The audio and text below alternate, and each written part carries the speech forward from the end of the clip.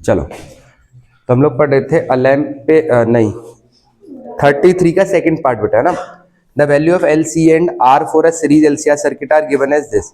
तो क्या क्या दिया है, एल की वैल्यू दे दी बेटा 1/पाई, अच्छा आर अंडर रूट 1900, एल की वैल्यू 1/पाई हेनरी, और सी की वैल्यू कितनी बेटा देखना 1 में पाई मिली फराड, मिली फराड मतलब 10⁻³ फराड, सही बात है। चलो, तो क्वेश्चन हमसे क्या बोला है, if RMS value of frequency of AC source is 200 and 50 hertz.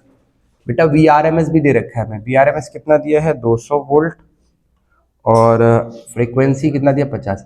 वैसे कुछ लोग का मैसेज आया है सुबह सुबह कि भैया हम पढ़ने बैठ गए, कुछ लोग अभी तक सो रहे होंगे डेफिनेटली।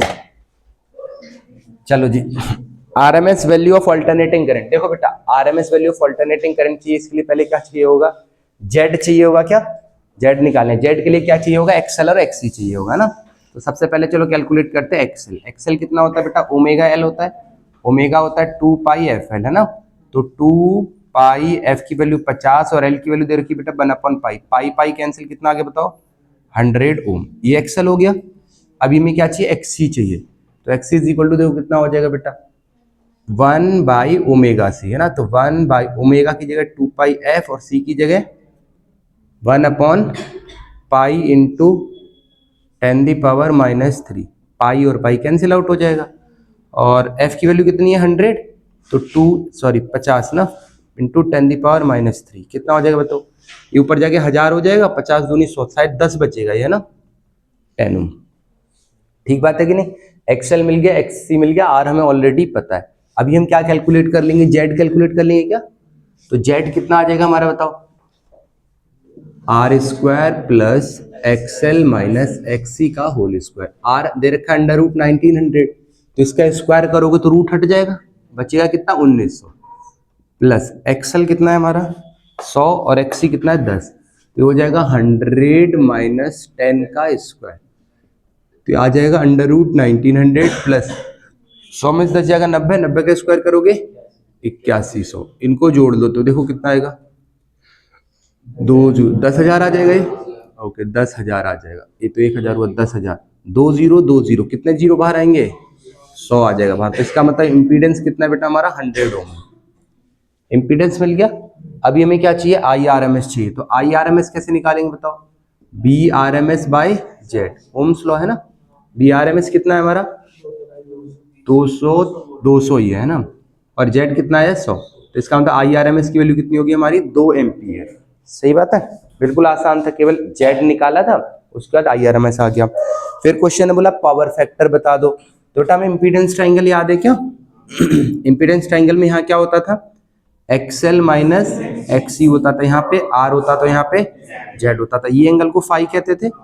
पावर फैक्टर किसके बराबर होता है बताओ कॉस फाई के बराबर, ओके, और कॉस फाई का फॉर्मूला क्या होगा बेस अपॉन हाइपोटेनियस, तो आर बाई जेड, आर कितना है आपका अंडर रूट 1900, जेड कितना है हमारा 100, ठीक अब इसको सॉल्व कर लो कितना आएगा बताओ 10 बाहर आ जाएगा, और ये बच गया अंडर रूट 19 अपॉन में ए 0 से वाला 0 कट गया, कितना आ गया अंडर रूट 19/10। अगर इसको और सुंदर सुंदर करना चाहे तो अंडर रूट 19 किसका स्क्वायर होता होगा 4 का 16 होता है, तो 19 कितने का हो जाएगा 4.3 मान लो, चलो 4.3/10, यहाँ पे भी छोड़ सकते हो ना 0.43, मतलब अंडर रूट 19/10 पे भी छोड़ सकते हो, वैसे कितना आया पावर फैक्टर 0.43 आया, क्लियर होगी वाली बात। चलो नेक्स्ट क्वेश्चन बोल रहे हैं एवरेज पावर कंज्यूम्ड, तो बेटा एवरेज पावर का फॉर्मूला क्या होता है बताओ E R M S I R M S cos phi, देखो ई आर एम एस हमारा कितना है 200 वोल्ट है ना, आई आर एम एस कितना बेटा 2 है, और कॉस फाई की वैल्यू कितनी अंडर रूट 19/10 मतलब 0.43 लिख दें, तो सॉल्व कर लो कितना आ जाएगा ये 2 दूनी 4 3 12 4 चौक 16 और 1 17 172, तो कितना पावर कंज्यूम हुआ ऑन एन एवरेज 172 वाट। चलो जी आसान था है ना, और पार्ट देखो इसका देखो ये वाला क्वेश्चन कितना आसान था, कितने नंबर का 5 नंबर का एकदम। कभी कभी देखो आपको इतना समझ में आ गया है कि भैया हम रेजोनेंस को और एलसीआर सर्किट को किसी भी कीमत पे छोड़ नहीं सकते, उससे क्वेश्चन 5 नंबर में उठ रहा है सीधा, है कि नहीं? एक पेपर में नहीं, पिछले पेपर्स में भी उठा है। तो हम रेजोनेंस को किसी कीमत पे नहीं छोड़ के जाएंगे, ना ही एलसीआर सर्किट को। और गिने चुने कितने फैक्टर है? एक्सएल, एक्सी, वो निकल गया तो जेड निकल गया, जेड निकल गया तो आई वी पावर सब निकल गया। समझ में आई बात? तो गिने चुने फैक्टर्स हैं। पावर का फॉर्मूला याद होना चाहिए, आईआरएमएस, ईआरएमएस, जेड, केवल 3-4 फॉर्मूले। और बेटा 5 नंबर में क्वेश्चन आ रहा है, देखो कितना आसान है, केवल वैल्यू पुटिंग क्वेश्चन है। अगर आपसे कैलकुलेशन मिस्टेक एग्जाम में हो भी जाती है, कोई दिक्कत नहीं है, केवल आपको वैल्यू पुट करके आंसर निकालने की कोशिश करनी है।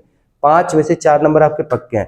अब हम न्यूमेरिकल सोच के डर जाए एकदम कि नहीं नहीं होगा। अब देखो कोई सॉल्यूशन देखे, मान लो वीडियो में कितना बड़ा बड़ा लग रहा है, नहीं बहुत बड़ा करा दिया भैया ने, लेकिन इसमें कुछ भी ऐसा है जो बहुत बड़ा बड़ा सा है। एक्सएल, एक्सी क्यों निकाला? क्योंकि जेड चाहिए था। जेड क्यों निकाला? क्योंकि आई चाहिए था। आई निकल गया, पावर फैक्टर जो चाहिए वो निकाल लो। फिर समझ में आया क्या? न्यूमेरिकल को न्यूमेरिकल मान के छोड़ नहीं देना। देखो जो आसान टॉपिक है उसके न्यूमेरिकल करने में भलाई है कि नहीं? चलो नेक्स्ट क्वेश्चन देखो क्या कह रहा है। An inductor L of inductance XL is connected in series with a bulb B and an AC source, how does the brightness of the bulb change? अभी तक उन्होंने बेटा कैपेसिटर लगाया था, इस बार उन्होंने बल्ब के साथ किसको लगा दिया है? इंडक्टर को लगाया। तो हमसे पूछा गया है बताओ बल्ब की ब्राइटनेस पे क्या फर्क पड़ेगा, कब? कुछ कुछ बातें दे रखी हैं।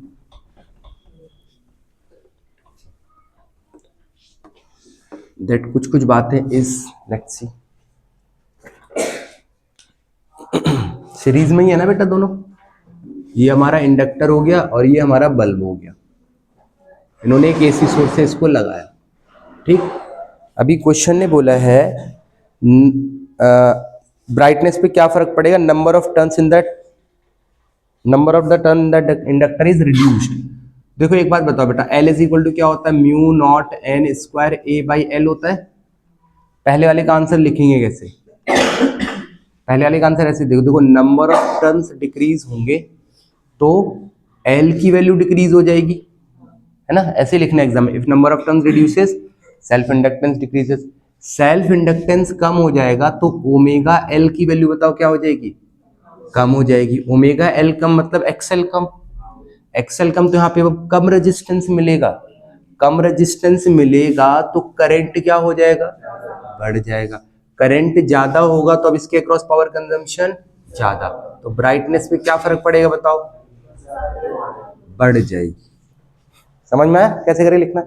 चलो next, iron rod is inserted in the inductor. अब जरा सुनो, अगर हम आयरन रॉड इंसर्ट कर देंगे तो म्यू नॉट की वैल्यू बढ़ के something L is equal to ऐसे हो जाएगा, देखना म्यू आर म्यू नॉट हो जाएगा क्या ये? अच्छा ऐसे सोचो, म्यू एम हो जाएगा क्या ये? Mu M N square A by L, कैसे हो जाएगा? ऐसा होने का मतलब म्यू किसी भी मीडियम का वैक्यूम से तो ज्यादा ही होता है, तो अगर ज्यादा होता है तो एल की वैल्यू ओवरऑल बताओ बढ़ जाएगी।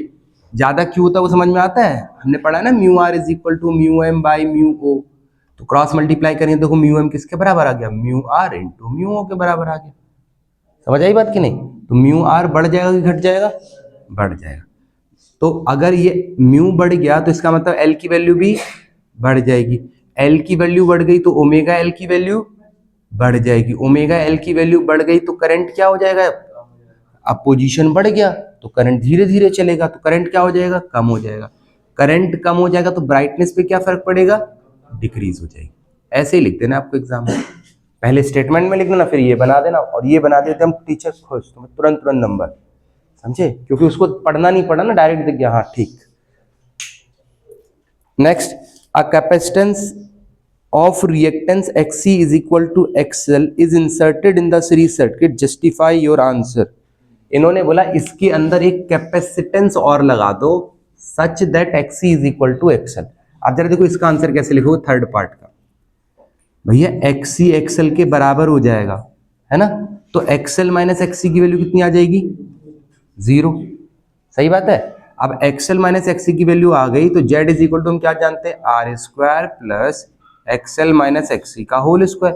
ये पूरा टर्म क्या हो जाएगा बेटा? 0। तो क्या बचेगा? Z is equal to R। अब बताओ ये Z मिनिमम है कि मैक्सिमम है? और R वैसे कौन है? बल्ब है, मतलब इस बार सारी पावर कौन कंज्यूम कर लेगा? बल्ब। सारी पावर बल्ब कंज्यूम करेगा तो ब्राइटनेस कैसी होगी बताओ, बढ़ जाएगी। समझ में आई बात कि नहीं? लिखोगे कैसे?